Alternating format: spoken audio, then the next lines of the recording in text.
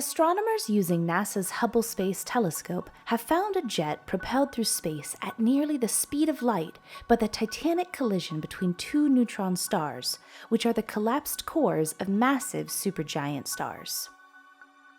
The explosive event observed on August 17, 2017, was the first combined detection of gravitational waves and gamma radiation from the merger of binary neutron stars. This discovery prompted scientists to quickly aim Hubble at the site of the explosion. A total of 70 observatories around the globe and in space collectively gathered data across the electromagnetic spectrum of the merger's aftermath. Astronomers used Hubble's capabilities to precisely measure the position and movements of the explosion's shockwave.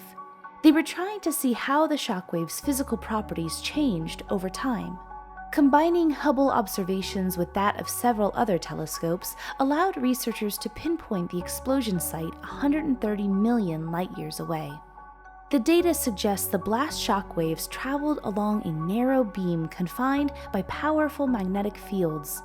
The resulting jet smashed into and swept up material in the surrounding interstellar medium. This material included a mass radiation through which the jet emerged. As the jet moved away from the site of the explosion, the mass moved outward. This work paves the way for more precise studies of neutron star mergers. More observations like this one help us understand more about the universe.